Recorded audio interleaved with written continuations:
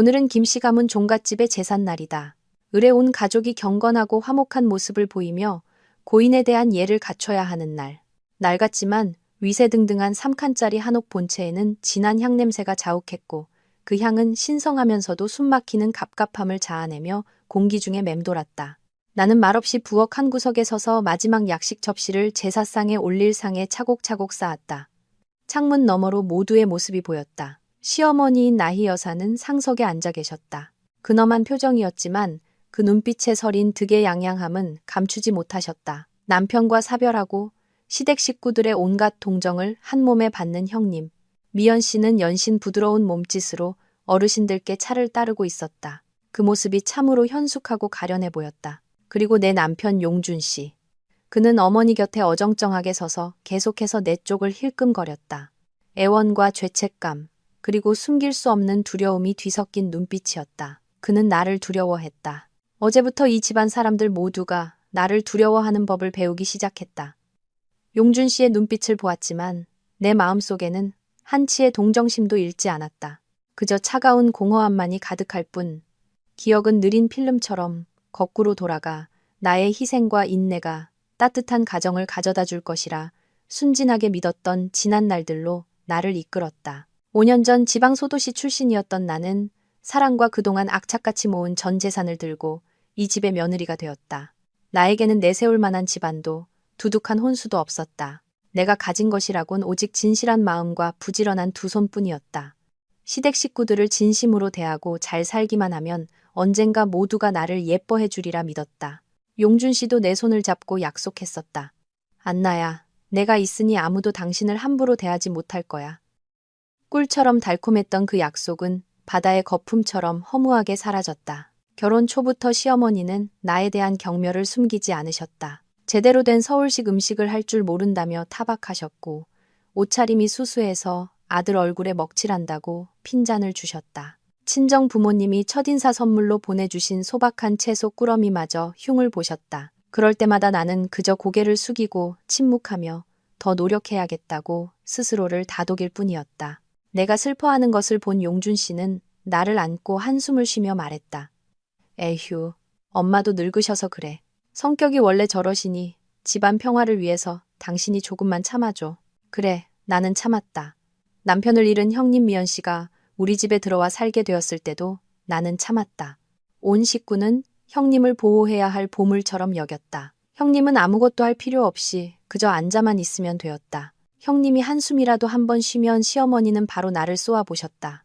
집안에 큰 슬픔을 겪는 사람이 있는데 뭘 하든 좀 조용히 생각 좀 하면서 해라. 밥은 다 됐는데 거기 서서 뭐하고 있는 게냐.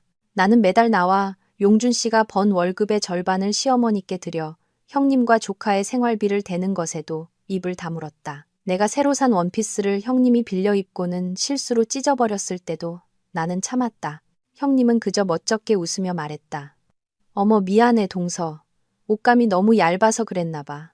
어차피 동서는 어디 나갈 일도 별로 없는데 이런 거 입어봐야 아깝기만 하지. 나의 인내는 당연한 것이 되었고 남편의 나약함은 효심이라 불렸다. 나는 그 집에서 그림자처럼 돈 한 푼 받지 않는 가사도우미처럼 살았다. 목소리를 낼 권리도 슬퍼할 권리도 없었다. 그 기나긴 세월 동안 나의 유일한 위안은 아이러니하게도 시아버지인 상인 어르신이었다. 그는 이 집에서 유일하게 나를 한 명의 인격체로 대해주셨다. 과묵하고 말씀이 적으셨지만 내가 부엌에서 잦은 기침을 할 때면 조용히 생강차 한 잔을 타다 주셨고 매서운 겨울바람 속에 꽁꽁 언 손으로 빨래하는 나를 보시면 고무장갑 한 켤레를 말없이 건네주셨다. 아내 앞에서 나를 대놓고 두둔한 적은 단 한 번도 없었지만 그 소리 없는 행동들이 나의 얼어붙은 마음을 녹여주었다. 나는 그분을 친아버지처럼 순수하고 맑은 마음으로 존경했다. 하지만 나는 미처 몰랐다. 그 희소한 친절함이 그들이 나를 향해 가장 잔혹한 모함을 꾸며내는 빌미가 될 줄은, 그들이 나를 치욕과 고통의 나락으로 밀어 넣을 줄은. 석 달 전, 비가 내리던 그날 오후를 나는 아직도 생생히 기억한다. 그날 나는 지독한 몸살 감기에 걸려 온몸이 불덩이 같았다. 억지로 저녁 식사를 준비하고는 소파에 거의 쓰러지듯 앉았다. 그걸 보신 시아버지께서 파스를 가져오시더니 다정하게 말씀하셨다. 얘야, 가만히 있어 보거라. 내가 등을 좀 주물러주고 파스를 붙여주마. 잠깐 누워있으면 금방 괜찮아질 게다. 나는 괜찮다고 사양했지만 어르신의 성화에 못 이겨 소파에 엎드렸다. 마르고 투박한 시아버지의 손이 조심스럽게 내 등을 주무르기 시작했다. 파스의 따뜻한 기운이 퍼지면서 통증이 조금 가시는 듯했다. 바로 그때였다. 시장에 갔던 시어머니와 형님이 돌아왔다. 문이 벌컥 열리고 두 사람은 문 앞에 얼어붙은 듯 서서 눈앞의 광경을 뚫어져라 쳐다봤다. 나는 소파에 엎드려 있었고 등을 마사지하기 편하도록 위도시 살짝 올라가 맨등이 드러나 있었다. 그리고 시아버지는 바로 내 옆에 앉아 계셨다. 나이 여사는 아무 말 없이 들고 있던 채소 바구니를 바닥에 내동댕이 쳤다. 그 눈에서는 불꽃이 튀었다. 형님 미연 씨는 세상에 다시 없을 끔찍한 일이라도 목격한 사람처럼 황급히 손으로 입을 가렸다. 공기는 무겁게 내려앉았고 처마 끝에 떨어지는 빗소리와 쿵쾅거리는 내 심장 소리만이 귓가에 선명했다. 나는 알았다. 곧 폭풍이 몰아칠 것이라는 것을. 의심과 악의로 만들어진 그 폭풍은 모든 것을 휩쓸어 버릴 것이고 이제 막 세상에 태어나려던 내 아이들의 생명까지도 앗아갈 것이라는 것을. 내 발밑에 놓인 가방 안에는 운명의 영상이 담긴 작은 USB가 조용히 들어 있었다. 그것은 증거이자 무기이며 그들을 향한 나의 마지막 판결이었다. 사람들이 웅성거리며 제사를 지낼 준비를 시작했다. 용준 씨가 다시 나를 힐끔 쳐다보았다. 제발, 이라고 말하는 듯한 눈빛이었지만 이미 너무 늦었다. 나는 더 이상 과거의 순진한 안나가 아니었다. 오늘의 나는 단 한 걸음도 물러서지 않을 것이다. 나는 알고 있었다. 잠시 후 첫 번째 향이 피어오를 때 그것은 비단 조상님을 위한 것만이 아닐 것이다. 이 집안의 명예에 바치는 조문이 될 것이다. 하지만 그들은 몰랐다.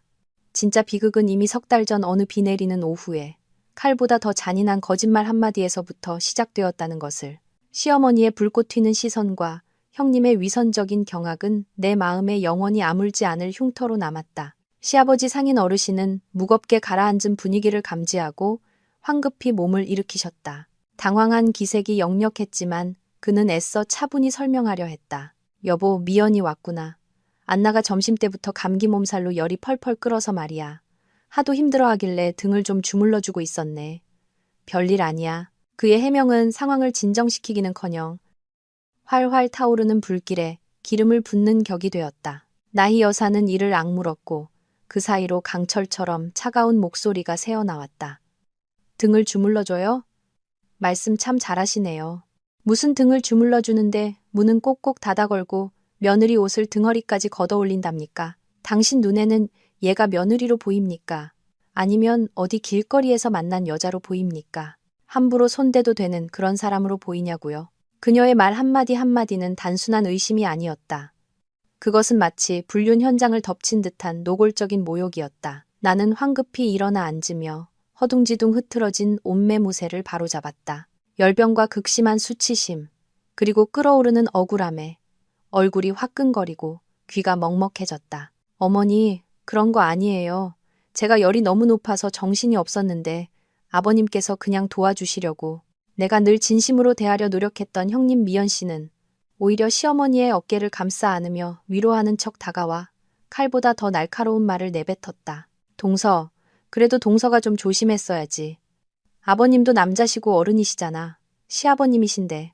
동서한테 나쁜 뜻이 없다는 건 알지. 워낙 순진하니까. 하지만 남들이 보면 오해하겠어. 괜한 구설에 오르면 우리 김씨 가문 전체의 명예에 흠이 가잖아. 봐, 아버님도 연세가 있으신데 소문이라도 잘못 나면 어디 얼굴 들고 다니시겠어? 그 말은 겉보기에는 진심 어린 조언 같았지만 한 글자 한 글자가 내 마음을 후벼 파며 나는 음탕하고 조신하지 못한 며느리, 시아버지는 주책 없는 늙은이라는 이미지를 모두의 머릿속에 각인시켰다.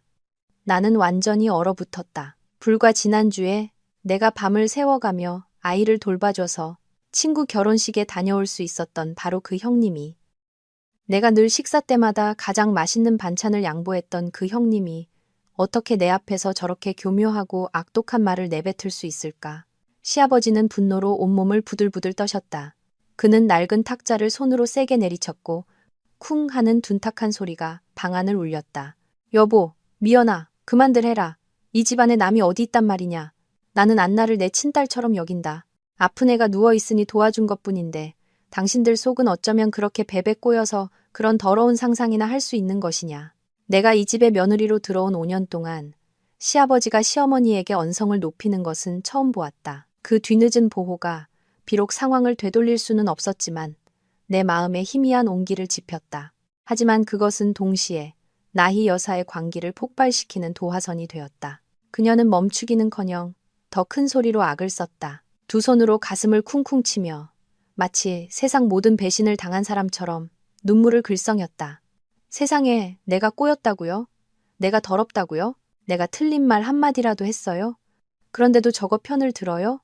저게 이 집에 발을 들인 날부터 당신 눈에 내가 아내이기는 했어요? 이제 당신 눈에는 저 착하고 현숙한 며느리밖에 없는 거 아니냐고요. 그녀는 비명을 지르며 나를 곁눈질했다. 그 눈에는 분노와 질투 그리고 잔인한 희열이 뒤섞여 있었다. 바로 그때 문이 다시 한번 벌컥 열렸다. 퇴근한 용준 씨였다.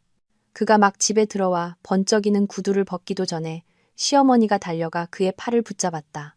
마치 물에 빠진 사람이 지푸라기라도 잡는 심정으로 그녀는 내 얼굴을 손가락으로 가리키며 온갖 거짓을 보태 흐느끼며 일러 바쳤다. 용준아, 어서 와서 네 마누라가 무슨 짓을 했는지 좀 봐라. 네 애비까지 홀리고 있잖니. 내가 뭐라고 몇 마디 했더니 감히 말대꾸를 하더라. 네, 아버지는 저거 편들면서 이 어미를 속이 더러운 인간이라고 욕하고 이 꼴을 좀 봐라. 우리 김씨 가문의 가풍이 이게 다 뭐란 말이냐. 용준 씨는 그 자리에 얼어붙었다. 그는 소파에 웅크리고 앉은 나와 분노로 가득 찬 아버지의 얼굴을 번갈아 보았다. 그의 눈은 혼란과 난처함으로 가득했다. 나는 간절한 눈빛으로 그를 바라보았다. 그가 세상 누구보다 나를 믿어주길 바랐다. 아니에요, 여보. 내가 감기에 걸려서 아버님이 등을 좀 주물러 주신 것뿐이에요. 어머니랑 형님이 오해하신 거예요. 하지만 용준 씨는 내 눈을 보지 않았다. 그는 내 시선을 피하며 어머니의 어깨를 감쌌다. 그의 목소리는 피로에 지쳐 있었다. 어머니, 일단 진정하세요. 무슨 오해가 있었겠죠. 아버님도 안나를 걱정해서 그러셨을 거예요. 나는 그의 말이 시어머니를 진정시킬 것이라 생각했지만 그것은 오히려 아들의 동의를 얻었다고 생각한 그녀에게 날개를 달아준 격이 되었다. 오해? 문이란 문은 다 걸어 잠그고 옷까지 벗어젖히는 오해도 있더냐. 너까지 네 마누라 편들지 마라. 저것한테 단단히 홀렸구나. 내가 분명히 말하는데 분수를 모르는 여자는 언젠가 꼭 사고를 치게 되어 있어. 나는 저런 며느리 이 집에서 받아들일 수 없다. 그녀는 말을 마치고 휙 돌아서서 형님을 데리고 안방으로 들어가 버렸다. 문이 쾅 하고 닫혔다. 모든 관계를 단절하겠다는 듯한 귀에 거슬리는 단호한 소리였다. 시아버지는 깊은 한숨을 내쉬었다. 그는 미안한 눈빛으로 나를 한번 쳐다보고는 고개를 저으며 자신의 방으로 터덜터덜 걸어 들어갔다. 넓은 거실에는 순식간에 나와 용준 씨. 단둘만이 남았다. 무서운 침묵이 우리 사이를 갈랐다. 그는 여전히 나를 보지 않았다. 그저 고개를 숙인 채 구두를 벗으며 가볍게 한마디를 던졌다. 밖에서 내리는 비보다 더 차가운 한마디였다. 앞으로는 당신도 좀 조심해. 어머니 말씀도 아주 틀린 건 아니잖아. 그 말은 내 마음속에 남은 마지막 희망의 조각마저 산산조각 내는 망치질과도 같았다. 내가 온 마음을 다해 사랑했고 나를 지켜주겠다고 맹세했던 남편이 결국 자신의 어머니 말을 믿고 뱃속에 그의 아이를 품고 있는 아내를 의심하는 길을 택한 것이다. 나는 그 자리에 서서 눈물을 뚝뚝 흘렸다. 모함을 당한 억울함 때문이 아니었다. 바로 그 순간 내 심장이 차갑게 식어가고 있었기 때문이다. 그날 밤 나는 고열에 시달리며 차가운 방에 홀로 웅크려 누워 있었다. 옆방에서 들려오는 시어머니와 형님의 속삭임이 또렷하게 들렸다. 그들은 마치 내가 들으라는 듯 일부러 목소리를 낮추지 않았다. 채채채, 역시 근본 없는 것들은 티가 나. 아픈 척하면서 남자를 꼬시다니. 딱 봐도 보통 내기는 아니라고 생각했어요, 어머니. 착한 척, 순진한 척하는 것들 있잖아요. 다 연기예요, 연기. 그 밤은 영원처럼 길었다. 나는 깨달았다. 이 집은 더 이상 내가 가족이라고 부를 수 있는 곳이 아니라는 것을.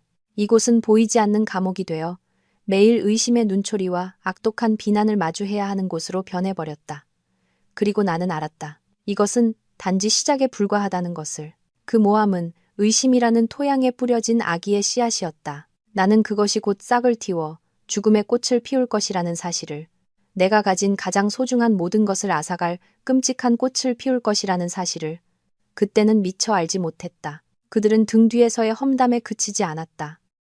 그들은 행동으로 옮기기 시작했고 훨씬 더 교묘하고 잔인한 방식으로 내 삶을 지옥으로 만들었다. 내가 상상조차 할 수 없었던 방식으로 그 후 며칠 동안 집안의 공기는 돌덩이를 매단 듯 무겁게 가라앉았다.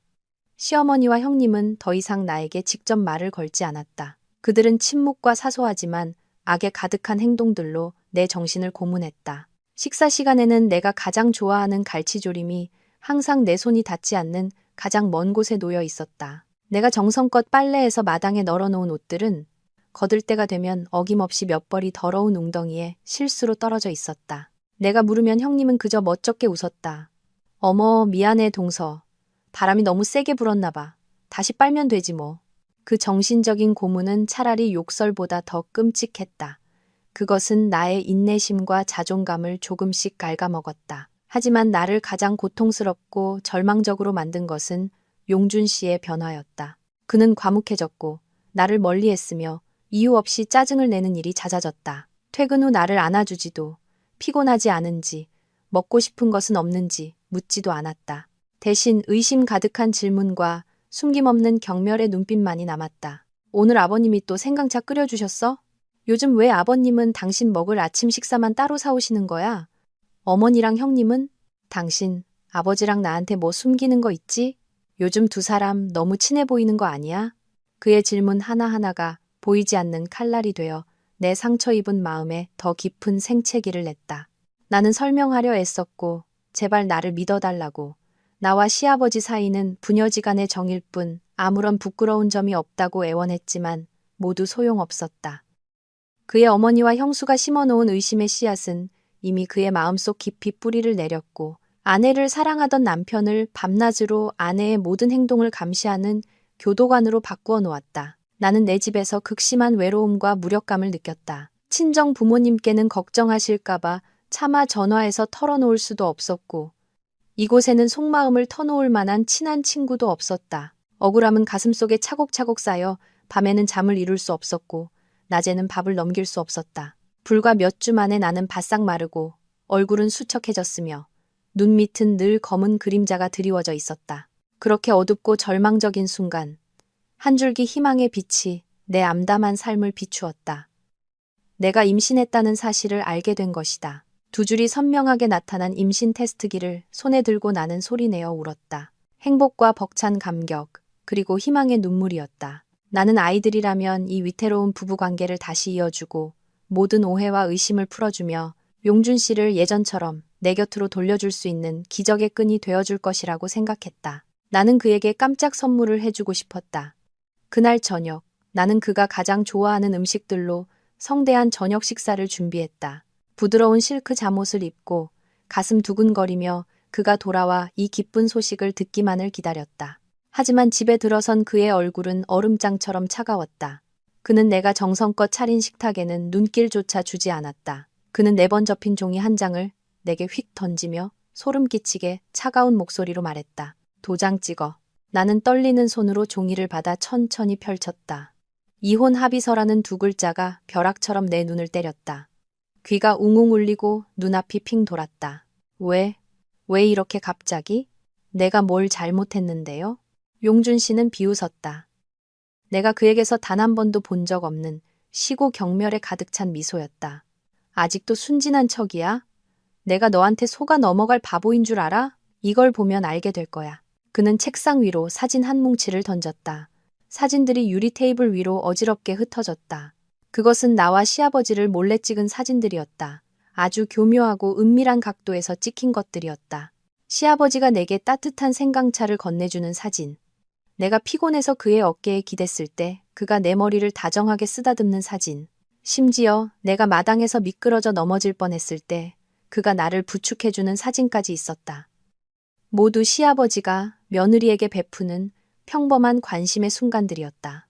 하지만 악의적인 렌즈를 통해 그것들은 부정한 관계의 증거로 왜곡되어 있었다.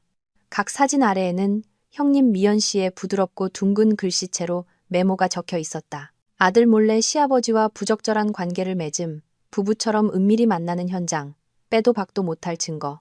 이거 형님이 찍은 거예요? 나는 더듬거리며 물었다. 목소리가 갈라져 나왔다. 누가 찍었는지는 중요하지 않아. 용준 씨가 으르렁거렸다. 그의 눈은 핏발이 서 있었다. 중요한 건 이게 사실이라는 거지. 넌 날 배신했어. 이 집안 전체를 배신했다고. 그런데도 아직 여기 남아있을 낯짝이 있어? 나는 미친 듯이 고개를 저었다. 눈물이 뺨을 타고 흘러내렸다. 아니에요, 여보. 제발 날 믿어줘요. 이건 그냥 아버님이 며느리를 챙겨주신 것뿐이에요. 우리 사이는 정말 깨끗해요. 깨끗하다고? 용준 씨는 미친 사람처럼 웃었다. 어머니랑 형님이 다 봤어. 네가 먼저 아버지를 유혹했다고 하더라. 늙고 판단력이 흐려진 틈을 타서 말이야. 넌 정말 소름 끼치도록 교활한 여자야. 그는 내게 달려들어 양어깨를 잡고 미친 듯이 흔들었다. 말해! 네 뱃속의 아이 누구 애야? 내 애야? 아니면 그 늙은이 애야? 짝! 하늘이 무너지는 듯한 소리와 함께 5손가락 자국이 내 뺨에 선명하게 새겨졌다. 머리가 핑 돌고 한쪽 뺨이 불에 댄 듯 화끈거렸다.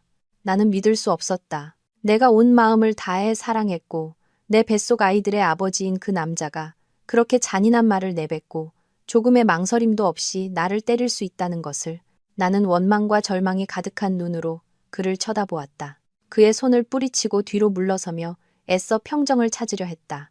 용준 씨, 나 임신했어요. 당신 아이야. 의사 선생님이 쌍둥이래요. 나는 이 소식이 아버지가 된다는 2배의 기쁨이 그를 깨우고 그의 맹목적인 질투가 얼마나 어리석은지 깨닫게 해주길 바랐다. 하지만 아니었다. 그것은 그를 더욱 미치게 만들 뿐이었다. 쌍둥이? 하! 계산 한번 잘했네. 그 애들로 날 묶어두고 네 죄를 덮으려고? 어림없어. 그는 소리를 지르며 나를 세게 밀쳤다. 나는 비틀거리며 균형을 잃고 뒤로 넘어졌다. 등이 날카로운 탁자 모서리에 세게 부딪혔다. 아랫배에 칼로 찌르는 듯한 극심한 통증이 퍼져나갔다. 나는 따뜻한 액체가 다리 사이로 흘러내려 하얀 잠옷을 적시는 것을 느꼈다. 떨리는 손으로 아래를 내려다보았다. 바닥에 붉은 피가 점점 번지고 있었다. 피, 아가, 내 아가들아. 나는 공황 상태에 빠져 용준 씨를 향해 기어가며 그의 바짓가랑이를 붙잡았다. 절망적인 목소리로 애원했다.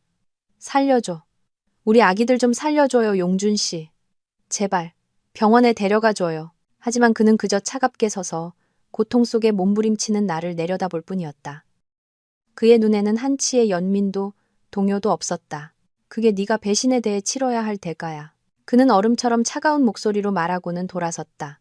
피웅덩이 위에 홀로 남겨진 나를, 아직 세상 빛도 보지 못한 아이들의 이름을 부르짖는 나를 버려두고 그의 발소리는 점점 멀어져 창밖의 빗소리와 섞여들었다. 차갑고 무자비하게. 나는 알았다. 내 아이들뿐만 아니라 내 사랑과 믿음, 그리고 마지막 남은 온기마저 그 운명의 밤에 모두 죽어버렸다는 것을. 그 순간 극심한 고통 속에서 나는 스스로에게 맹세했다. 나는 살아야 한다. 반드시 살아서 나와 내 아이들을 해친 모든 이들에게 가장 끔찍한 대가를 치르게 할 것이다. 하지만 그러기 위해서는 나는 비밀을 찾아야만 했다. 그들이 수년간 숨겨온 끔찍한 비밀을, 그들이 내게 덮어씌운 모함보다 더 추악한 비밀을, 그리고 그 비밀은 모든 것을 파괴할 나의 무기가 될 것이다. 밤의 정적을 찢는 구급차 사이렌 소리가 귀를 찢을 듯 날카롭게 울려 퍼졌다. 나는 구급 침대에 실려 의식을 잃어가고 있었다. 육체적 고통과 영혼을 파고드는 극심한 슬픔 사이에서 정신이 오락가락했다. 의식을 완전히 잃기 전 내 눈에 마지막으로 들어온 것은 시아버지의 창백하고 겁에 질린 얼굴이었다. 상인 어르신은 구급차를 따라 달리며 연신 내 이름을 불렀다. 안나야, 안나야. 그의 늙고 주름진 눈에는 무력감과 숨길 수 없는 죄책감이 가득했다. 아마도 그 차가운 집에서 그는 나에게 죄책감을 느끼는 유일한 사람이었고 마지막 인간성을 지닌 유일한 사람이었을 것이다.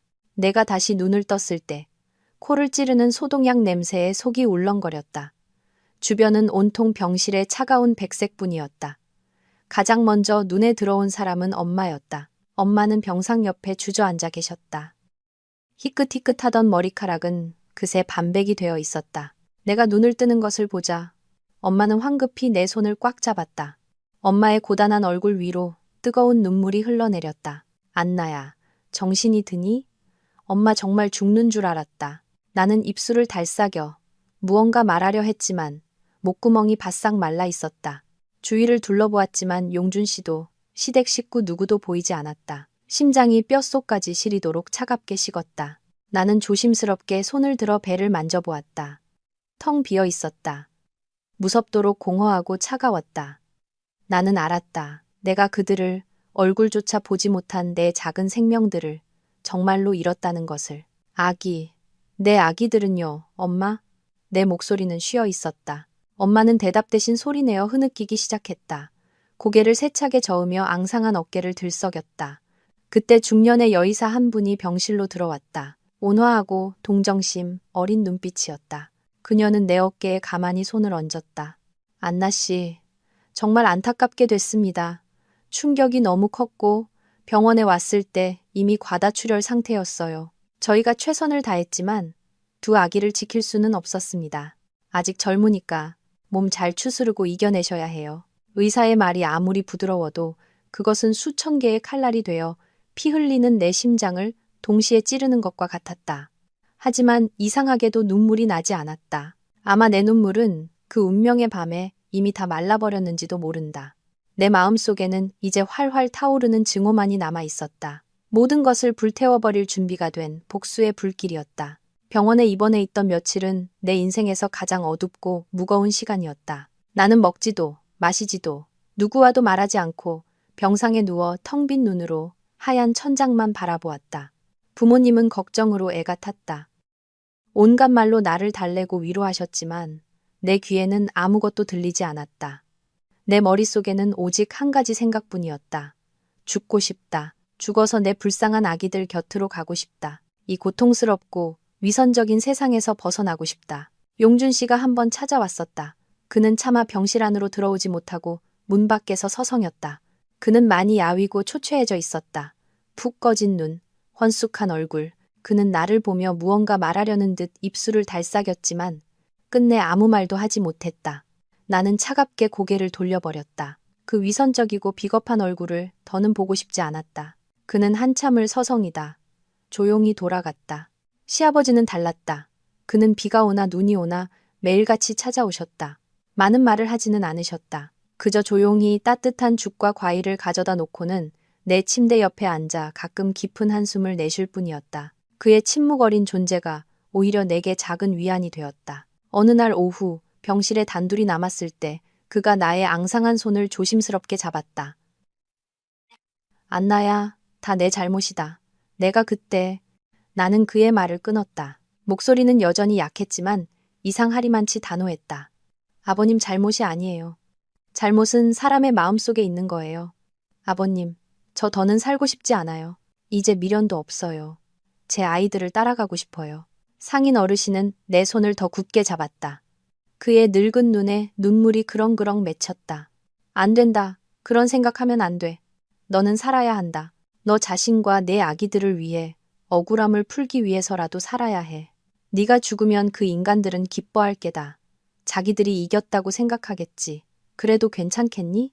그의 말은 강한 전류처럼 내 온몸을 관통하며 절망에 빠져 있던 나를 일깨웠다. 그렇다. 나는 죽을 수 없다. 내가 죽으면 누가 내 아이들의 원한을 갚아준단 말인가?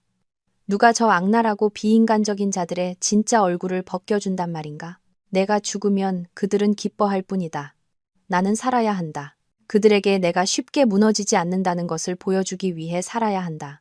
그 어느 때보다 더 강해져야 한다. 퇴원 후 나는 그 지옥 같은 집으로 돌아가지 않았다. 친정으로 돌아와 부모님과 함께 지냈다. 나는 치밀하게 복수를 계획하기 시작했다. 겉으로는 번듯하고 교양 있는 척하는 김씨 집안을 무너뜨리기 위해서는 나 혼자 맹목적으로 행동해서는 안 된다는 것을 알았다.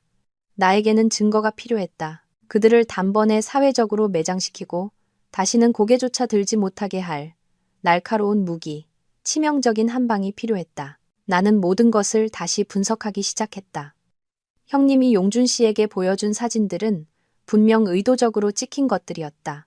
그녀는 나와 시아버지를 오랫동안 감시해왔다. 왜 그랬을까? 남편이 일찍 죽고 시댁에 완전히 의지해 사는 그녀가 굳이 집안에 풍파를 일으켜 스스로를 곤경에 빠뜨릴 이유가 있을까? 만약 그녀가 그렇게 해야만 하는 특별한 이유가 있다면 그녀가 필사적으로 숨기려 하는 비밀이 있고 나의 존재가 그 비밀의 위협이 된다면? 나는 그동안 형님이 보였던 이상한 행동들을 떠올렸다. 그녀는 자기 방에 혼자 틀어박혀 문을 잠그는 일이 잦았다. 용준 씨가 출장을 갈 때면 꼭 내 방에 와서 그가 전화했는지 정확히 언제 돌아오는지 묻곤 했다. 처음에는 그저 시동생을 챙기는 형님의 관심이라고 순진하게 생각했다. 하지만 지금 돌이켜보면 무언가 이상했다. 용준 씨에 대해 물을 때 그녀의 눈빛은 누나의 눈빛이 아니었다. 그것은 질투하고 의심하는 여자의 눈빛이었다. 미친 듯하고 병적인 생각이 머리를 스쳤다. 설마 그녀는 용준 씨의 형수, 죽은 형의 아내다. 어떻게 그럴 수가. 하지만 생각할수록 의심스러운 점이 한두 가지가 아니었다. 시어머니는 입만 열면 과부가 된 며느리가 불쌍하다고 했지만 형님을 친딸보다 더 귀하게 대했다. 집안의 힘든 일은 형님의 손에 닿지도 않았고 용돈이 부족한 적도 없었다. 심지어 시어머니는 여러 번 나중에 용준 씨가 형님과 조카를 평생 책임져야 한다고 애둘러 말하기도 했다. 그 책임이란 대체 어떤 책임일까? 아니면 다른 종류의 죄악으로 얽힌 굴레일까? 나는 결심했다. 진실을 밝혀내야만 한다. 나는 그 집에 다시 돌아가야 한다. 버림받은 아내로서가 아니라 나 자신을 위한 정의를 찾는 자로서. 하지만 어떻게? 그들은 절대 나를 문턱도 넘지 못하게 할 것이다. 내가 막다른 길에 부딪혀 어찌할 바를 모르고 있을 때 시아버지가 다시 한번 나타나셨다. 그는 낡은 열쇠 꾸러미 하나를 내게 건네셨다. 이건 뒷문 열쇠하고 내 옛날 서재 열쇠다. 내가 은퇴한 지 오래돼서 이제 그 방은 아무도 들어가지 않아. 그 안에 내게 도움이 될 만한 것들이 좀 있을 게다. 나를 보는 그의 눈빛에는 믿음뿐만 아니라 큰 기대감도 서려 있었다. 나는 이것이 하늘이 내게 준 기회라는 것을 직감했다. 이 판을 뒤집고 수년간 그 집을 뒤덮고 있던 어두운 비밀의 장막을 걷어낼 기회. 하지만 나는 그때 미처 몰랐다. 그 먼지 쌓인 낡은 방에서 나를 기다리고 있는 것이 내가 상상할 수 있는 것보다 훨씬 더 끔찍하고 역겨운 것이라는 사실을, 하늘마저 분노할 진실이라는 것을. 시아버지가 건네주신 열쇠 꾸러미를 쥔 내 손은 감격과 긴장으로 떨려왔다. 이것은 단순한 쇠붙이가 아니었다. 진실의 문을 여는 열쇠이자 나의 복수를 시작하게 할 첫 번째 무기였다. 나는 서두르지 않았다. 어둠 속에 몸을 숨긴 채 먹잇감이 빈틈을 보이길 기다리는 맹수처럼 끈기 있게 기다렸다. 기회는 반드시 올 것이고 그 기회는 내 생각보다 빨리 찾아왔다. 일주일 후 나는 친절했던 옛 이웃 아주머니에게서 전화를 받았다. 그녀는 전화기 너머로 귀중한 정보를 속삭여 주었다. 시어머니, 용준 씨, 형님, 그리고 조카까지 온 가족이 3일간 강릉으로 여행을 떠났다는 것이었다. 그들은 액겜을 하고 집안의 애군 덩어리였던 나를 내쫓은 것을 자축하기 위해 떠난 것이었다. 그들은 내가 완전히 무너졌고 운명에 순응했으며 다시는 돌아와 그들을 괴롭힐 엄두도 내지 못할 것이라고 생각했다. 그것이 그들의 치명적인 실수였다. 그날 밤 나는 몸에 꼭 맞는 검은 옷을 입고 야구 모자를 깊게 눌러쓴 채 조용히 택시를 잡아타고 슬픈 기억만이 가득한 그 익숙한 골목으로 돌아갔다. 거대한 집은 불빛 하나 없이 어둠 속에 잠겨 있었다. 나는 숨을 죽이고 고양이처럼 소리 없이 발걸음을 옮겨 녹슨 철제 뒷문으로 다가갔다. 조심스럽게 열쇠를 구멍에 넣고 돌리자 낡은 철문이 끼익 하는 작은 소리를 내며 천천히 열렸다. 나는 마당 안으로 몰래 들어갔다. 심장이 전쟁터의 북소리처럼 쿵쾅거렸다. 모든 것이 그대로였다. 마당 앞 늙은 감나무에는 아직 감이 주렁주렁 열려 있었고 용준 씨가 내게 만들어 주었던 그네는 밤바람에 홀로 흔들리고 있었다. 달콤했던 옛 기억이 불현듯 떠올라 가슴 한쪽이 저릿하게 아파왔지만 나는 이내 그 연약한 감정을 떨쳐냈다. 지금은 추억에 잠길 때가 아니다. 나는 진실을 찾고 정의를 되찾기 위해 이곳에 왔다. 나는 곧장 시아버지의 옛 서재로 향했다. 서재는 정원 끝, 무성한 나무들 뒤에 숨겨져 있었다. 오랫동안 사람이 드나들지 않은 방 안은 눅눅했고 책상과 의자, 온갖 물건 위에는 먼지가 두껍게 쌓여 있었다. 나는 가져온 작은 손전등을 켰다. 방 안에는 특별한 것이 없었다. 자개로 장식된 커다란 책장, 낡은 책상, 그리고 녹슨 철제 서류함이 전부였다. 나는 수색을 시작했다. 솔직히 내가 무엇을 찾고 있는지 나 자신도 몰랐다. 그저 모든 비극의 해답이 이 방 어딘가에 숨겨져 있을 것이라는 막연한 직감뿐이었다. 나는 책상 서랍을 하나씩 열어보고 낡은 노트들을 뒤적였다. 모두 건설 현장과 관련된 서류들이나 빛바랜 설계 도면뿐이었다. 나는 책장으로 옮겨가 책들을 한 권씩 펼쳐보았지만 역시 허사였다. 1시간 가까이 허탕만 치자 절망감이 밀려왔다. 내가 틀렸는지도 모른다. 시아버지는 그저 나를 위로하기 위해 열쇠를 주셨을 뿐 이곳에는 아무런 비밀도 없는 것인지도 모른다. 내가 포기하고 막 돌아서려던 순간 손전등 불빛이 책장 뒤 어두운 구석을 우연히 비췄다. 누렇게 변한 낡은 신문지 더미에 가려진 작고 검붉은 나무 상자가 있었다. 나는 호기심에 몸을 뻗어 그것을 꺼냈다. 상자는 잠겨있지 않았다. 나는 숨을 죽이고 천천히 뚜껑을 열었다. 안에는 내가 상상했던 돈이나 보물이 아니라 낡은 일기장 한 권과 구형 노트북 컴퓨터가 들어있었다. 일기장은 모서리가 닳고 해진 짙은 갈색 가죽 표지로 되어 있어 아주 오랫동안 보관되어 왔음을 짐작게 했다. 첫 장을 펼치자 익숙하면서도 어딘가 떨리는 듯한 시아버지의 필체가 나타났다. 년, 월, 일. 오늘은 진우의 첫 제삿날이다. 미연이와 조카 녀석의 외로운 모습을 보니 마음이 칼로 베는 듯 아프다.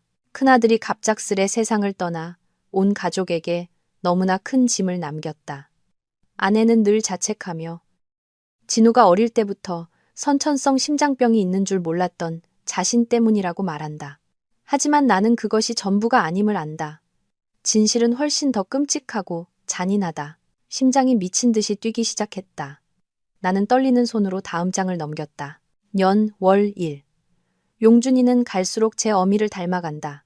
나약하고 우유부단하며 자기 주관이 없다. 아내와 미연이에게 이리저리 휘둘리는 꼴이라니. 언젠가 저 녀석이 제 형의 전철을 밟게 될까 두렵다. 이 집안의 비극이 또다시 반복될까 무섭다. 전철을 밟는다니. 무슨 비극? 읽을수록 혼란과 두려움이 커져갔다. 마지막 장을 펼쳤다. 아마도 내가 유산한 직후에 쓰신 듯했다. 년, 월, 일. 안나, 그 아이. 참 좋은 아이인데. 옛날 내 목숨을 구해준 은인이 떠오르게 하는 아이다. 하지만 너무 착하고 너무 참기만 한다. 이 온갖 모략과 죄악이 들끓는 집안에서 살아남지 못할 것이다. 내가 무언가 해야만 한다. 하지만 내가 뭘 할 수 있단 말인가? 나 역시 수십 년간 침묵하며 살아온 비겁한 놈일 뿐인데. 나는 일기장을 덮었다. 마음이 복잡했다. 일기장은 진실의 일부, 모호하지만 끔찍한 진실의 단편만을 보여줄 뿐이었다. 이것만으로는 결정적인 증거가 될 수 없었다. 나는 더 명확하고 구체적인 무언가가 필요했다. 나는 노트북으로 시선을 돌렸다. 너무 낡아서 켜질지조차 의문이었다. 전원 케이블을 찾아 연결하고 조심스럽게 전원 버튼을 눌렀다. 다행히 화면이 켜졌다. 비밀번호는 없었다. 바탕 화면에는 가족 앨범이라는 이름의 폴더를 포함해 몇 개의 아이콘만 덩그러니 놓여 있었다. 나는 잠시 망설이다 폴더를 더블 클릭했다. 폴더 안에는 날짜별로 정리된 수많은 동영상 파일이 있었다. 나는 무작위로 하나를 열어보았다. 조카의 생일 파티 영상이었다. 가족들이 즐겁게 노래를 부르는 평범한 모습이었다. 나는 계속해서 다른 영상들을 열어보았다. 모두 가족의 일상을 담은 영상들이었다. 초조해지기 시작했다. 어쩌면 시아버지는 그저 옛 추억을 저장해 두셨을 뿐인지도 모른다. 그러다 유독 용량이 크고 파일명이 날짜가 아닌 1908이라는 알 수 없는 숫자로 된 동영상 하나가 눈에 띄었다. 나는 호기심에 더블 클릭했다. 처음에는 검은 화면만 보이다가 이내 영상이 나타났다. 아마도 거실 장식장 위에 숨겨진 카메라로 찍은 듯한 영상이었다. 화질은 좋지 않았지만 거실 안의 모든 것을 알아볼 수 있을 정도였다. 화면 구석에는 1년여 전의 날짜가 표시되어 있었다. 영상 속 거실은 텅 비어 있었다. 잠시 후 형님의 방문이 천천히 열렸다. 그녀는 얇고 몸매가 드러나는 슬립 차림으로 나와 누군가를 찾는 듯 주위를 두리번거렸다. 몇 초 후 욕실에서 용준 씨가 나왔다. 그의 몸에는 허리에 수건 한 장만 달랑 걸쳐져 있었다. 형님은 미소를 지으며 다가가 그의 목에 팔을 둘렀다. 오빠, 한참 기다렸잖아. 용준 씨는 약간 망설이는 듯 했다. 형수님, 어머니 집에 계세요. 형님은 그의 입술에 손가락을 가져다 대며 조용히 하라는 신호를 보냈다. 어머니 주무셔. 나 보고 싶지 않았어? 그리고 그녀는 용준 씨를 자신의 방으로 끌고 들어갔다. 방문이 천천히 닫혔다. 카메라는 계속 돌아가며 그 방에서 새어나오는 음란한 소리들, 웃음소리, 병적인 속삭임들을 고스란히 담아냈다. 세상이 무너지는 것 같았다. 나는 노트북 화면 앞에서 완전히 굳어버렸다. 손발이 저리고 목이 타들어가 아무 말도 할 수 없었다. 이것이 바로 그들이 그토록 필사적으로 숨겨왔던 역겨운 비밀이었다. 남편과 형수의 근친상간. 이제야 모든 것이 이해되었다. 왜 형님이 나를 그토록 증오하고 질투했는지, 왜 나를 해치기 위해 그토록 치밀한 모함의 연극을 꾸몄는지, 내가 바로 그들의 걸림돌이었기 때문이다. 나의 존재, 내 뱃속의 아이, 모든 것이 그들의 추악하고 죄악으로 가득 찬 관계의 위협이었던 것이다. 그들은 나를 쫓아내는 것만이 아니라 아예 말살하고 싶어 했다. 다시 눈물이 흘러내렸다. 하지만 이번에는 슬픔과 나약함의 눈물이 아니었다. 극에 달한 분노의 눈물이었다. 나는 마우스를 굳게 잡았다. 절대로 그들을 용서하지 않을 것이다. 이 영상을 복사해서 가장 특별한 날에 모든 추악한 진실을 만천하에 공개할 것이다. 김씨 가문 전체, 세상 모든 사람이 그들이 존경하고 칭송해 마지 않던 사람들의 진짜 얼굴을 알게 할 것이다. 그때가 되면 그들이 과연 무슨 낯으로 이 세상을 살아갈 수 있을지 똑똑히 지켜볼 것이다. 하지만 최후의 심판의 날이 오기 전에 해야 할 일이 하나 더 있었다. 내가 결정적인 한 방을 날렸을 때 그들이 빠져나갈 길이란 단 하나도 남겨두지 않을, 한 줌의 희망조차 붙잡지 못하게 할 마지막 한 가지 일. 그 역겨운 진실을 마주한 충격 속에서도 나는 무너지지 않았다. 오히려 소름 끼칠 정도의 냉정함이 나를 지배했다. 증오는 더 이상 내 심장을 태우는 불길이 아니었다. 그것은 가슴 속에서 단단히 얼어붙은 빙산이 되어 언젠가 녹아 모든 것을 휩쓸어버릴 거대한 홍수가 될 날만을 기다리고 있었다. 나는 조심스럽게 그 영상을 작은 USB에 복사했다. 이제부터 이 USB는 내 부적이자 정확한 시점에 터지기만을 기다리는 시한폭탄이 될 것이다. 나는 서재의 모든 것을 원래 자리에 돌려놓고 흔적을 깨끗이 지운 뒤 유령처럼 조용히 그 집을 빠져나왔다. 칠흑 같은 어둠이 나를 감쌌지만 내 마음속에서는 치밀하고 냉혹한 복수의 계획이 선명하게 그려지고 있었다. 나는 알고 있었다. 영상 하나만으로는 김씨 집안처럼 교활하고 약삭빠른 가족을 완전히 무너뜨릴 수 없다는 것을. 시어머니 나희 여사는 온갖 계략에 능한 여자다. 그녀는 내가 질투심에 눈이 멀어 증거를 조작했다고 여론을 뒤집을 수도 있었다. 나에게는 더 강력한 무기가 필요했다. 그들이 수년간 공들여 쌓아올린 위선적인 도덕의 가면을 모조리 벗겨내야만 했다. 나의 첫 번째 목표는 형님 미연 씨였다. 나는 믿을 만한 대학 동창에게 사설 탐정 일을 의뢰하여 그녀의 과거, 특히 그녀의 남편 진우 씨의 죽음을 둘러싼 의혹을 깊이 파헤쳐 달라고 부탁했다. 나는 그의 죽음이 단순히 선천성 심장병 때문이 아닐 것이라는 막연한 의심을 품고 있었다. 늘 연약하고 슬픔에 잠긴 척하던 여자가 어떻게 자기 남편의 동생과 그토록 뻔뻔하고 병적인 관계를 맺을 수 있단 말인가? 분명 무언가 이상한 점이 있었다. 어쩌면 그녀는 겉으로 보이는 것처럼 슬퍼하지 않았을지도 모른다. 어쩌면 진우 씨의 죽음이 바로 그녀가 기다리던 해방이었을지도 모른다. 나는 그 질문들에 대한 답이 필요했다. 탐정 친구의 조사 결과를 기다리는 동안 나는 용준 씨를 향한 칼날을 갈기 시작했다. 나는 즉시 이혼 소송을 제기하지 않았다. 대신 모두의 경악과 경멸을 받으며 그 집으로 다시 돌아갔다. 나는 정신적으로 완전히 피폐해져 갈 곳도 없이 용서를 구걸하러 돌아온 아내의 역할을 연기했다. 시어머니와 형님은 나를 경멸과 승리감이 뒤섞인 눈으로 쳐다보았다. 그들은 자신들이 완전히 승리했고 나를 길들였다고 생각했다. 용준 씨는 약간의 죄책감과 연민을 보이는 듯 했지만 그의 고질적인 나약함과 우유부단함은 그가 어머니와 누나의 뜻을 거스르지 못하게 했다. 그는 나를 집 뒤편의 작고 눅눅한 방에 머물게 했고 마치 가사도우미처럼 대했다. 나는 그 모든 모욕을 불평 한마디 없이 받아들였다.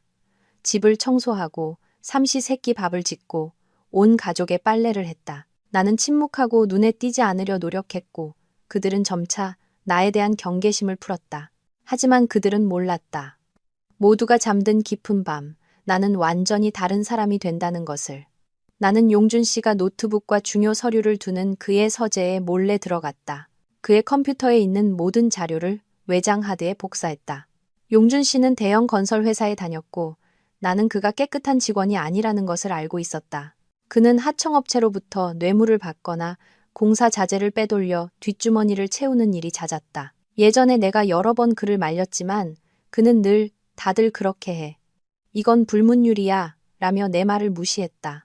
이제 바로 그 죄악들이 그를 겨누는 가장 날카로운 무기가 될 것이다. 나는 그가 받은 뇌물과 관련된 의심스러운 계약서, 가짜 영수증, 뒷돈 거래를 암시하는 이메일 등 충분한 증거를 수집했다. 모든 것을 체계적으로 조심스럽게 저장했다. 인내와 굴욕의 한 달이 지났다.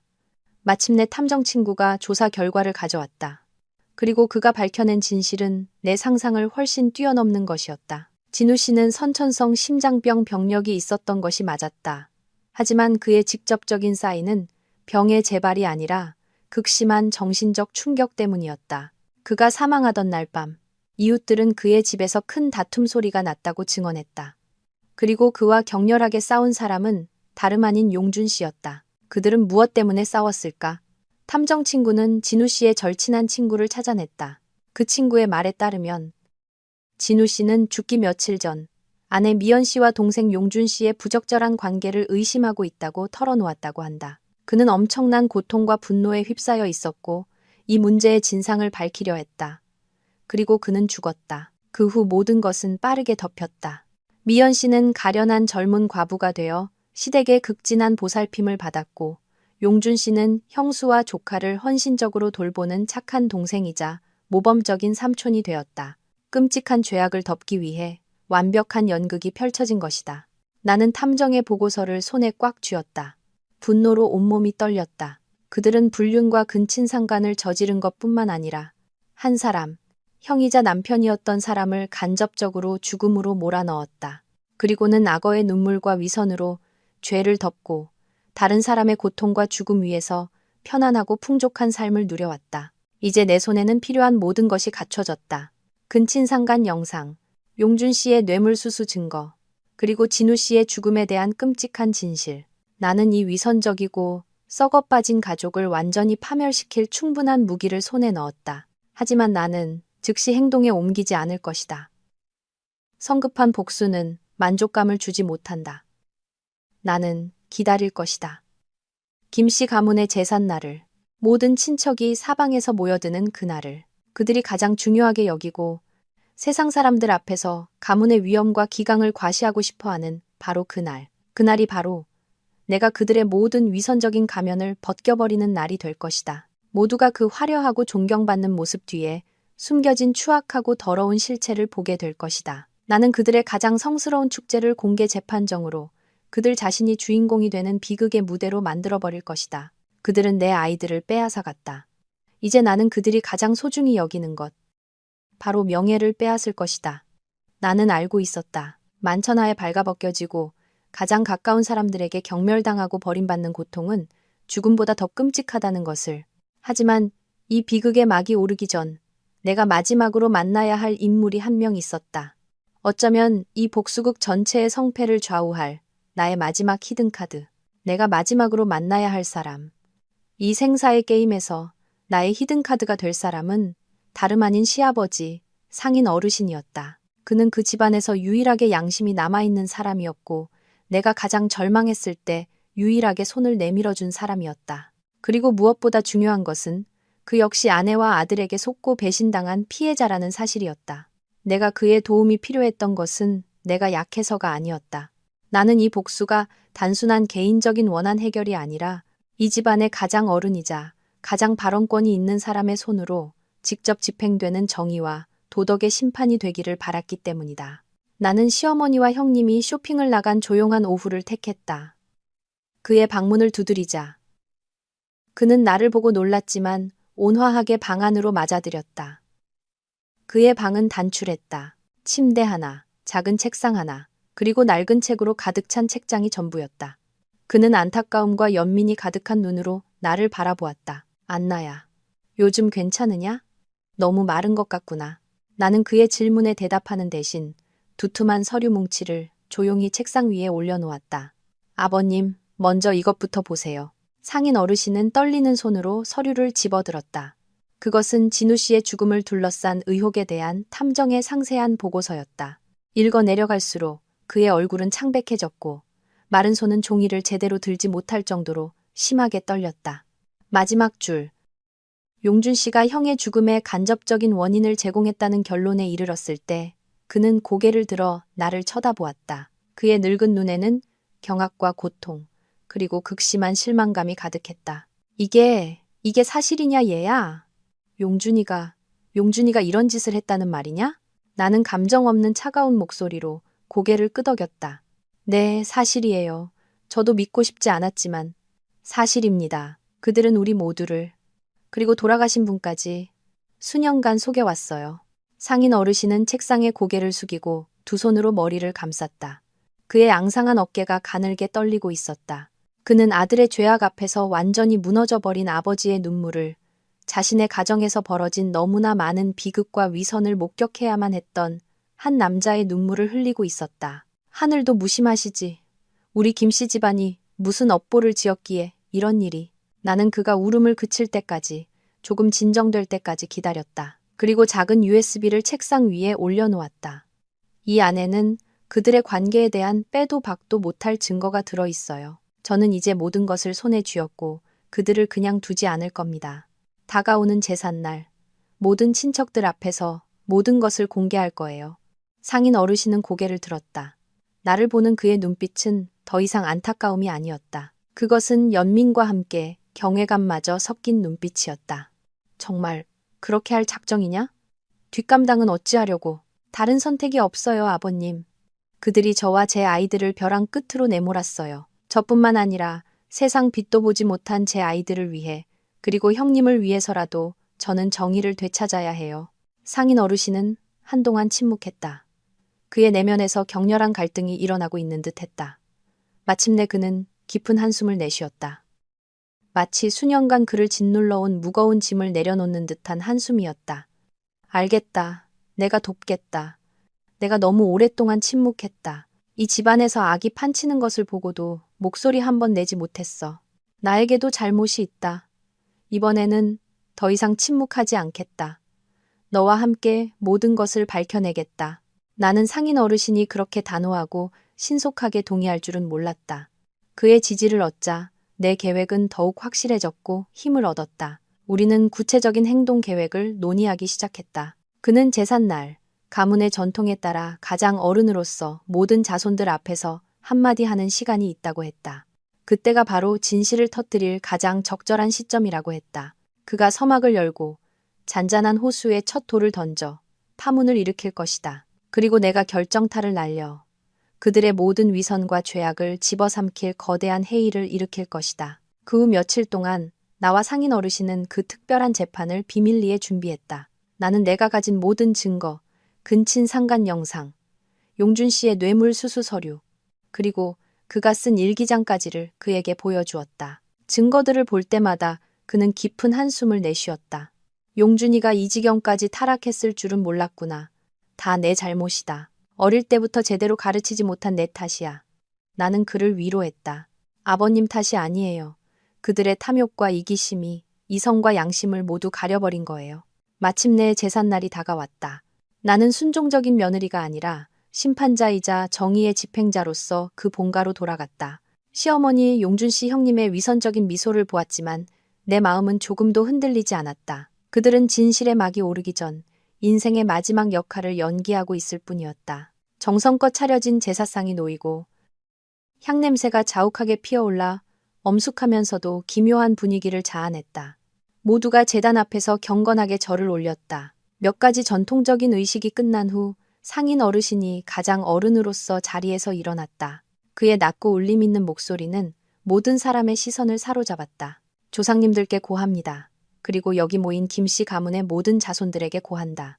오늘 이 신성한 제삿날, 돌아가신 조상님들의 영전 앞에서 내가 아주 중요한 이야기를 하려 한다. 내가 수년간 숨겨온 가슴 아픈 진실, 이 집안이 결코 진정한 평안을 얻지 못하게 만든 죄악에 대한 이야기다. 온 집안이 순간 쥐 죽은 듯 조용해졌다. 모든 시선이 상인 어르신에게 쏠렸다.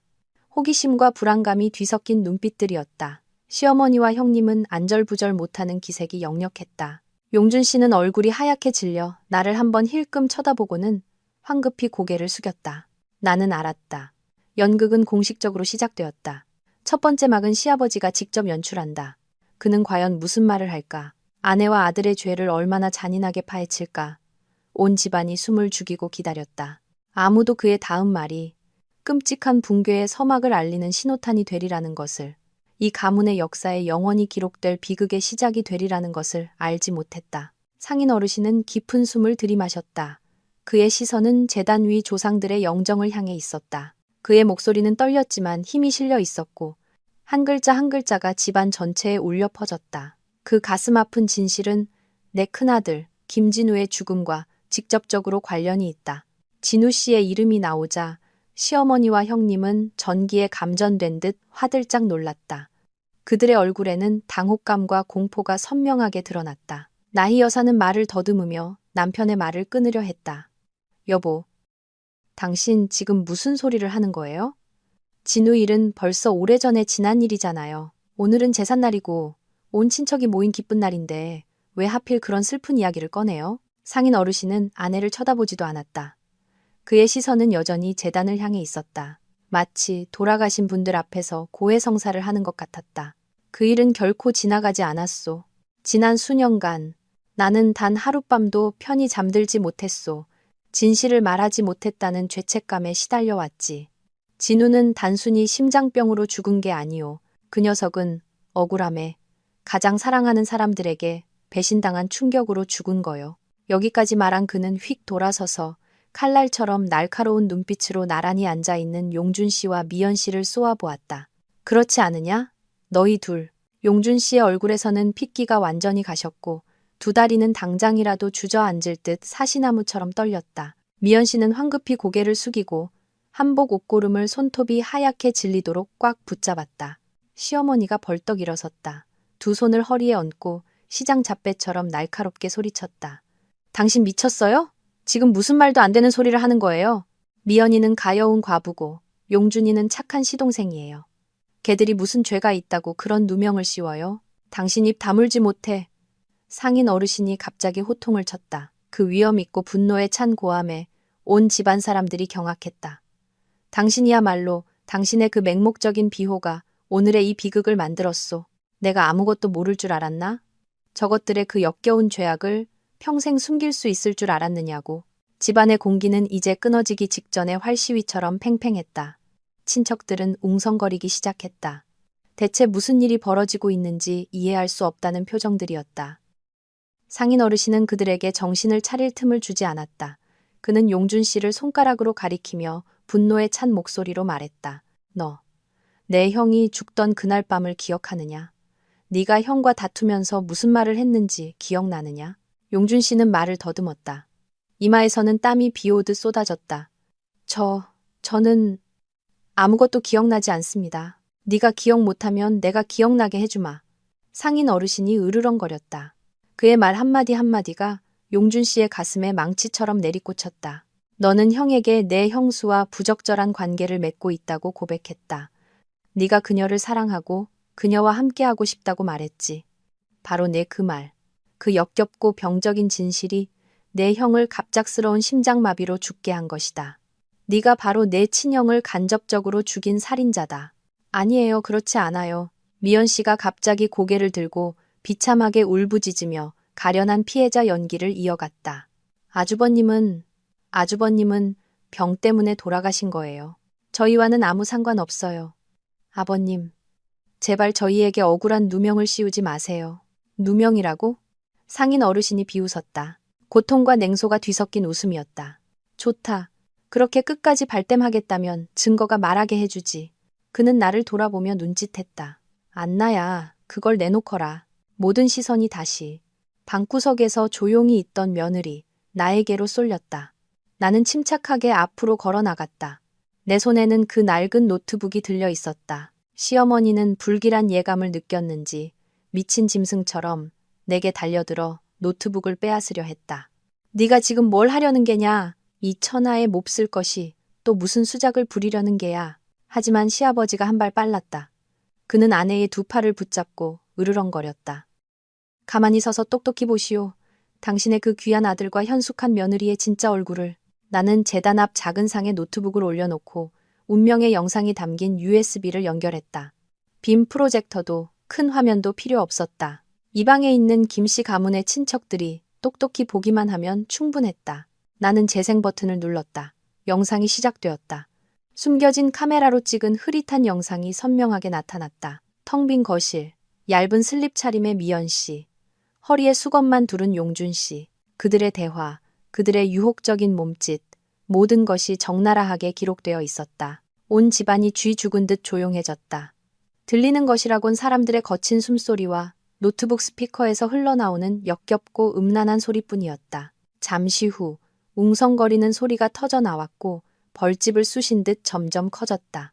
세상에, 믿을 수가 없어.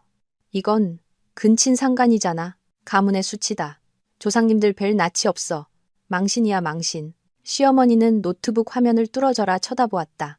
그녀의 얼굴은 시체처럼 하얗게 질려 있었다. 그녀는 비틀거리다 옆 사람이 부축하지 않았더라면 그대로 쓰러졌을 것이다. 미연 씨는 이미 정신을 잃고 쓰러져 있었고 용준 씨는 벼락이라도 맞은 듯 넋이 나간 채 온몸을 부들부들 떨고 있었다. 그는 나를 쳐다보았다. 그 눈에는 더 이상 분노나 경멸이 아니었다. 극심한 공포가 서려 있었다. 영상이 끝나자 소름 끼치는 침묵이 공간을 지배했다. 나는 자리에서 일어났다. 내 목소리는 모든 웅성거림을 잠재울 만큼 또렷하고 단호하게 울려 퍼졌다. 이것이 진실입니다.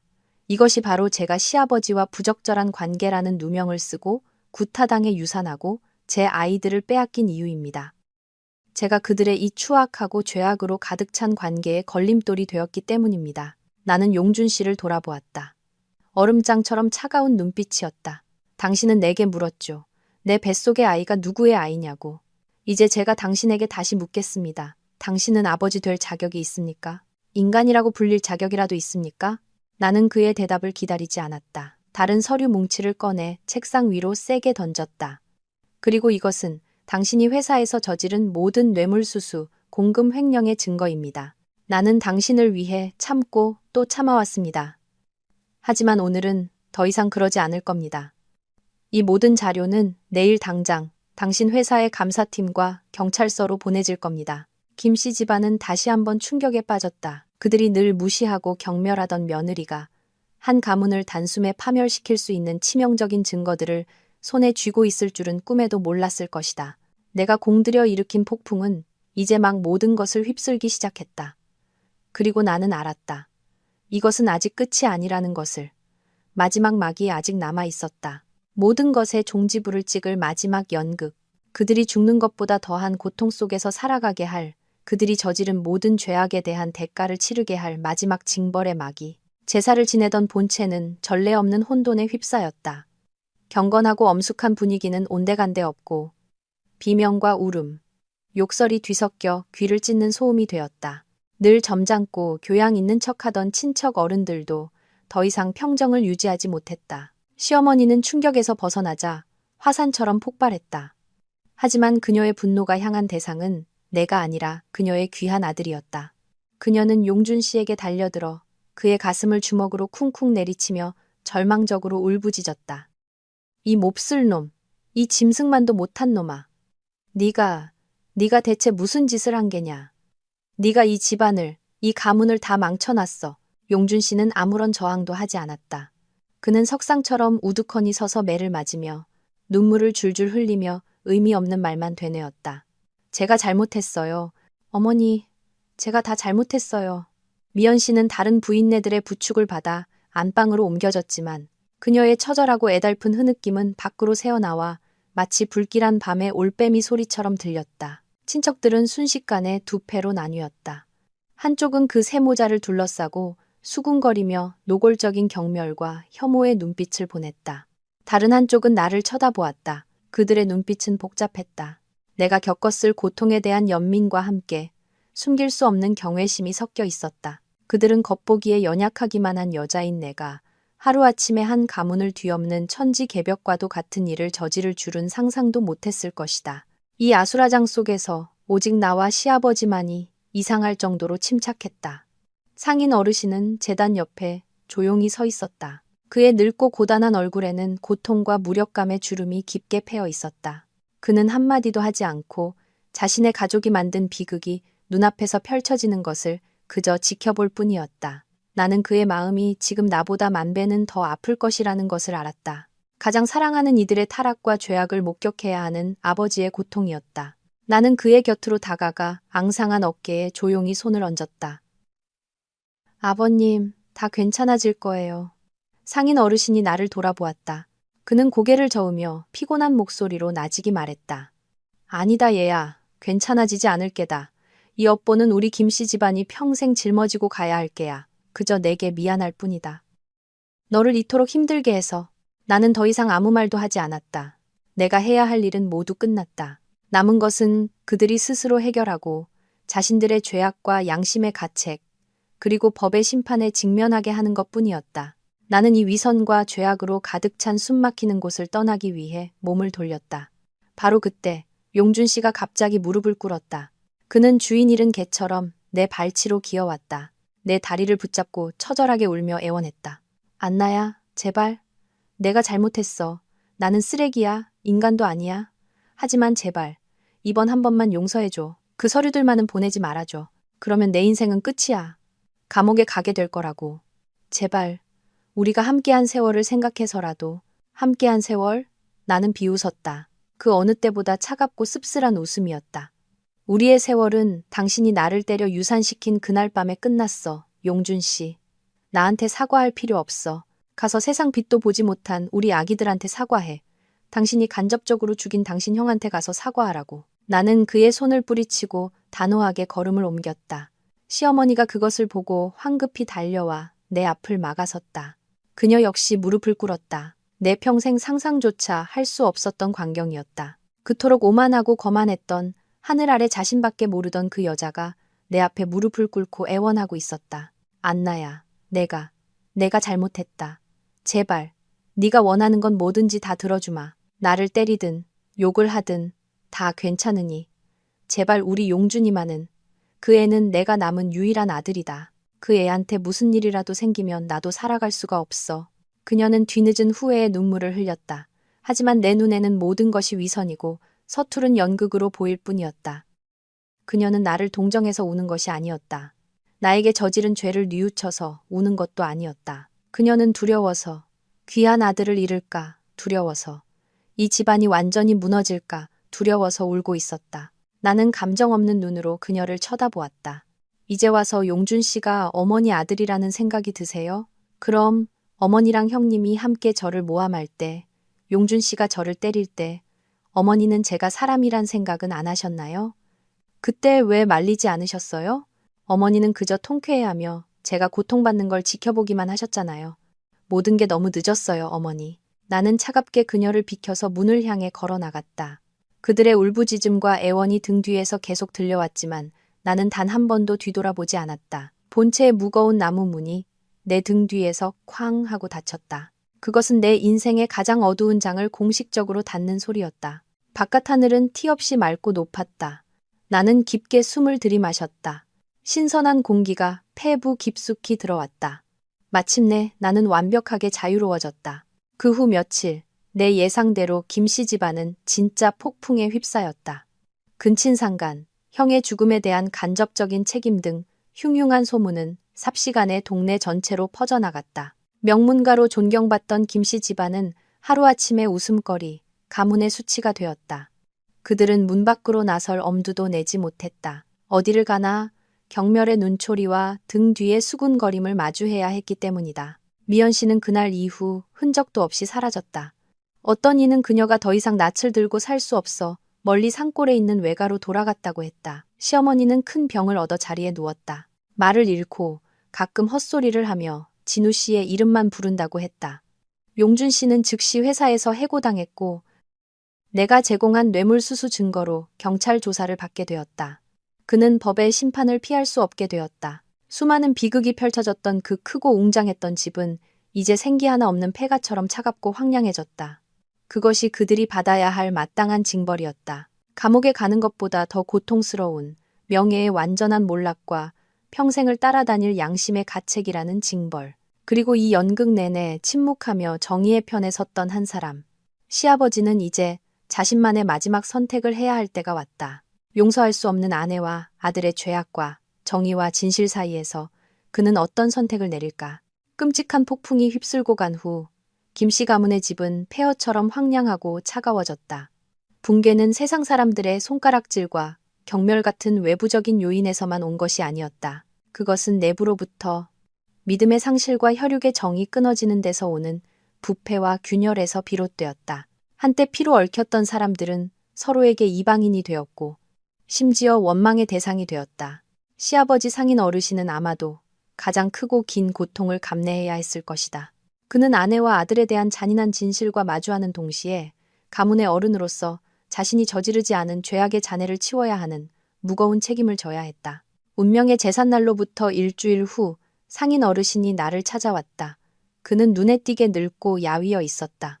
불과 며칠 만에 10년은 늙어버린 듯 했다. 희끗하던 머리는 완전히 백발이 되었고 푹 꺼진 눈에는 숨길 수 없는 피로와 근심이 가득했다. 그는 차마 집 안으로 들어오지 못하고 대문 밖에 서서 쉬고 갈라진 목소리로 말했다. 안나야, 내가 사과하러 왔다.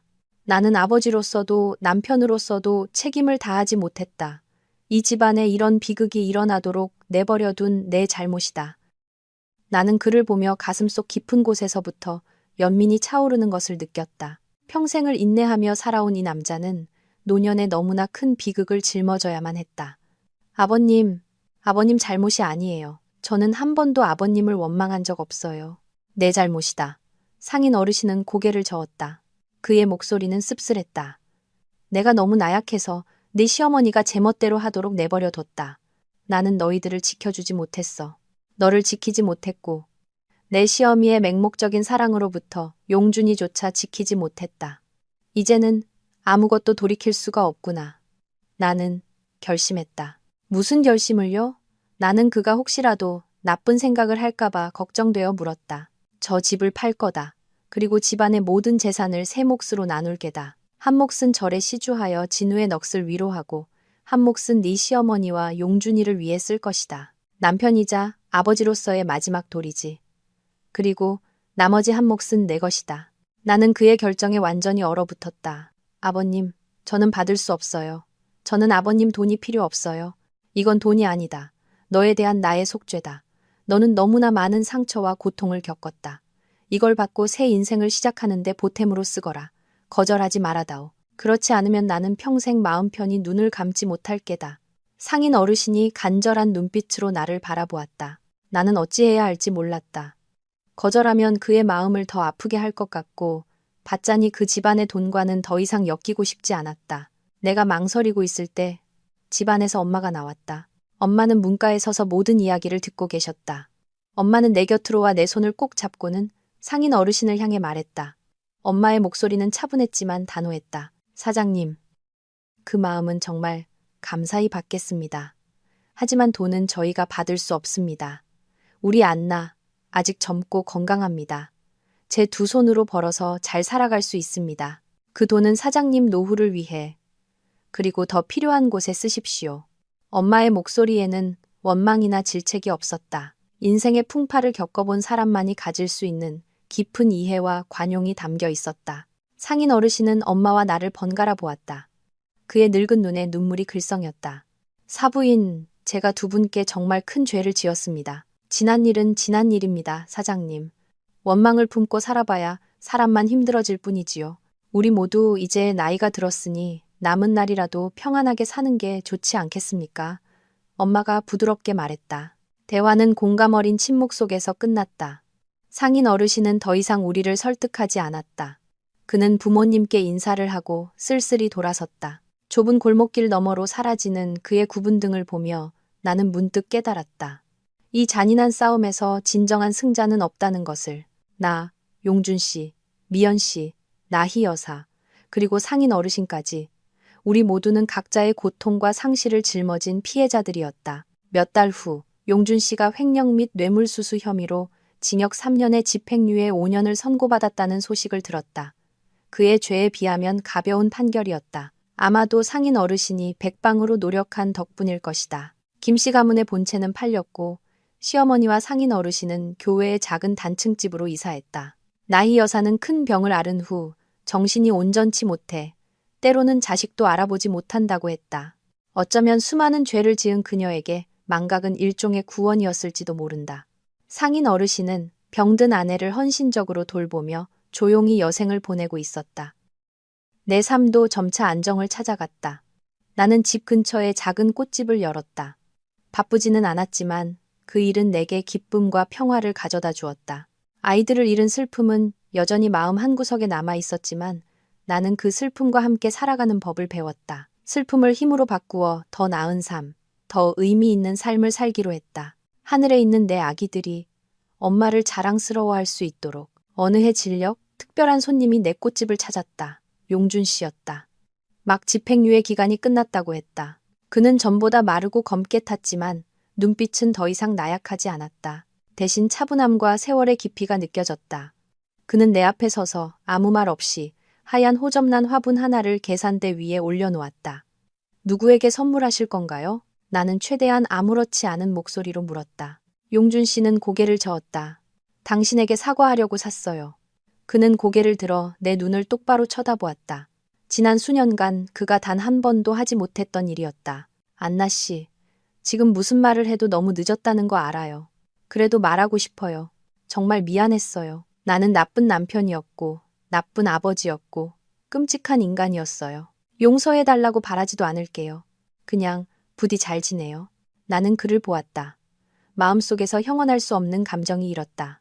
증오도, 연민도 아니었다. 그저 이상할 정도로 평온했다. 저는 이미 다 용서했어요. 모든 사람을, 그리고 제 자신까지도요. 당신도 잘 지내요. 용준 씨가 고개를 끄덕였다. 그의 눈시울이 붉어졌다. 그는 작별 인사도 없이 조용히 돌아서서 떠났다. 나는 그의 뒷모습이 인파 속으로 완전히 사라질 때까지 지켜보았다. 부드러운 바람이 불어와 은은한 난초 향기를 실어날랐다. 과거는 마침내 정말로 막을 내렸다. 내 인생의 새로운 장이 공식적으로 시작되었다. 하지만 인생에는 늘 예측할 수 없는 전환점이 있는 법이다. 나는 몰랐다.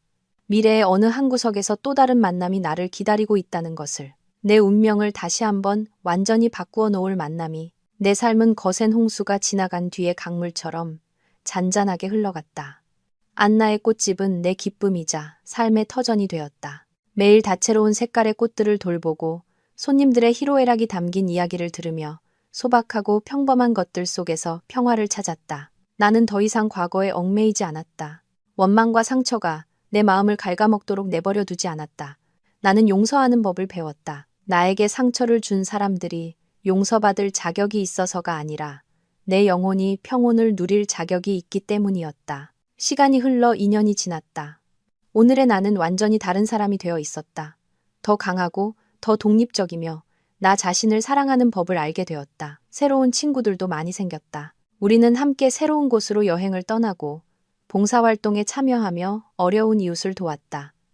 내 삶이 참으로 의미 있고 충만하다고 느꼈다. 어느 주말 외딴 산골에 있는 고아들을 위한 보육원으로 봉사활동을 갔다가 나는 우연히 한 사람을 다시 만났다. 이런 상황에서 다시 만날이라고는 꿈에도 생각지 못했던 사람이었다. 내 옛 형님, 미연 씨였다. 그녀에게서는 더 이상 화려하고 도도했던 과거의 모습을 찾아볼 수 없었다. 그녀는 수수한 개량 한복을 입고 있었고 머리는 짧게 깎았으며 화장기 없는 얼굴에서는 오히려 이상한 평온함과 안온함이 느껴졌다. 그녀는 그곳에서 자원봉사자로서 불행한 아이들을 돌보고 있었다. 우리는 보육원 마당에서 우연히 마주쳤다. 둘 다 그 자리에 얼어붙었다. 주위의 공기가 순식간에 어색해졌다. 나는 무슨 말을 해야 할지 나에게 그토. 이하 제공된 이야기의 뒷부분을 계속하여 한국적 맥락에 맞게 재구성합니다. 그녀가 먼저 침묵을 깼다. 안나 동서. 맞구나. 나는 조용히 고개를 끄덕였다. 네, 형님. 어떻게 여기에 계세요? 미연 씨는 옅게 웃었다. 더 이상 위선적이거나 비웃는 듯한 미소가 아니었다. 진심이 담긴 어딘가 슬퍼 보이는 미소였다. 내 죄를 씻으러 왔어. 그녀는 내게 모든 것을 이야기해 주었다. 김씨 집안에서 쫓겨난 후 죄책감과 자책감 속에서 이곳저곳을 떠돌았다고 했다. 여러 번 죽음도 생각했지만 우연히 이곳에서 불행한 아이들의 순수한 미소 속에서 구원을 찾았다고 했다. 그녀는 남은 인생을 이곳에서 선행을 하며 아이들을 돌보며 자신이 상처 준 사람들에게 용서를 구하며 살기로 결심했다고 했다. 동서, 내가 용서받을 자격이 없다는 거 알아. 미연 씨의 눈에 눈물이 고였다. 나는 너무나 큰 죄를 지었어. 동서를 해치고 아주버님을 간접적으로 죽게 했지. 나는 사람의 탈을 쓴 악마였어. 나는 그녀를 보았다. 마음속에는 더 이상 증오가 없었다. 이상하게도 연민이 느껴졌다. 사람은 누구나 잘못된 길을 갈 수 있다. 중요한 것은 다시 돌아설 용기가 있느냐는 것이다. 형님은 이미 죄의 대가를 치렀어요. 남은 인생 잘 사세요. 미연 씨는 놀라움과 감사함이 뒤섞인 눈으로 나를 보았다. 고마워, 동서. 정말 고마워. 우리는 더 이상 아무 말도 하지 않았다.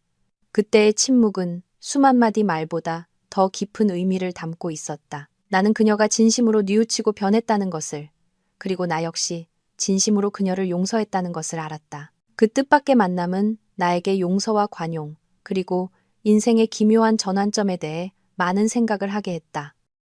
넘어진 뒤에 일어서서 빛을 향해 나아가는 사람이 있는가 하면 이기심과 죄악의 어둠 속에 계속 잠겨있는 사람도 있다. 몇 주 후 낯선 번호로 전화가 걸려왔다. 수화기 너머에서는 익숙하지만 망설이는 듯한 목소리가 들려왔다.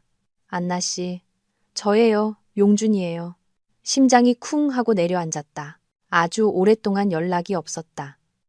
무슨 일이에요? 나는 최대한 침착하게 물었다. 어머니가 돌아가셨어요. 용준 씨의 목소리는 흐느낌으로 갈라져 있었다. 나는 할 말을 잃었다. 나희 여사가 돌아가셨다고? 언제요? 오늘 아침에요. 편안하게 가셨어요. 가시기 전에 꼭 당신에게 알려주라고 하셨어요. 당신에게 너무 미안하다고, 용서해달라고. 나는 침묵했다. 마음속은 온갖 감정이 뒤섞여 혼란스러웠다. 슬픔도, 연민도, 그리고 약간의 안도감도 있었다. 마침내 모든 원망과 증오가 고인과 함께 허공으로 사라지는 것 같았다. 갈게요. 나는 단호하게 말했다. 옛 시어머니의 장례식은 조촐하게 치러졌다. 북적이던 친척도 가깝던 친구도 없었다.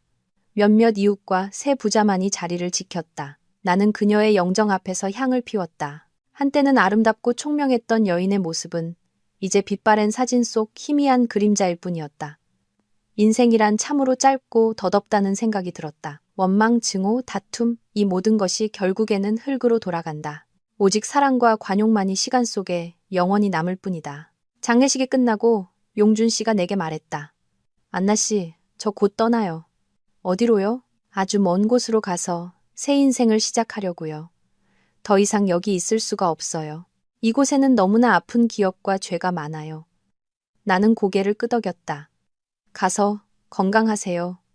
고마워요. 당신도요. 꼭 행복해야 해요. 우리는 마지막으로 서로를 바라보았다. 약속도 미련도 없었다. 그렇게 용준 씨는 떠났다. 그는 과거의 잘못을 씻기 위한 자신만의 길을 선택했다. 그 길이 어디로 이어질지는 모르지만 세상 어딘가에서 그가 영혼의 평화를 찾기를 바랐다. 모든 것이 정말로 끝난 듯했다. 과거는 완전히 닫혔다. 하지만 인생은 다시 한번 나를 시험했다. 또 다른 진실.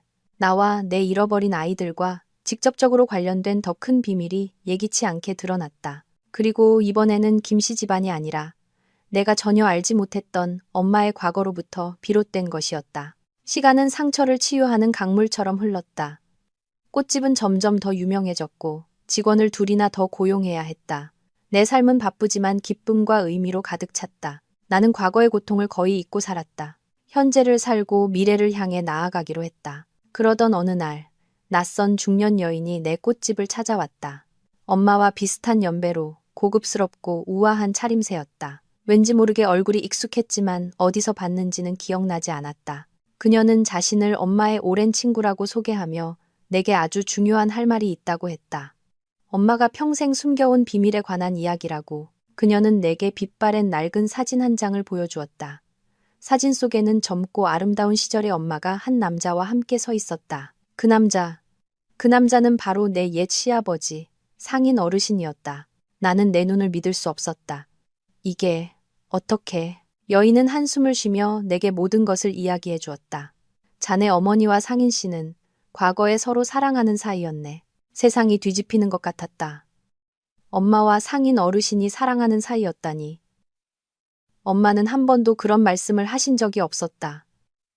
그들은 깊이 사랑했지만 당시 사회의 편견과 상인 어르신 집안의 반대로 비극적으로 헤어져야만 했다. 그 후 상인 어르신은 집안의 강요로 나희 여사와 결혼했고 절망에 빠진 엄마는 고향을 떠났다가 수년 후 아빠를 만나 결혼했다는 것이었다. 그럼 왜 이제야? 내가 떨리는 목소리로 묻자 그녀는 눈시울을 붉히며 말했다. 자네 어머니의 유언이었네. 만약 자네가 결혼 생활에서 불행을 겪게 되면 이 사실을 알려달라고 부탁했지.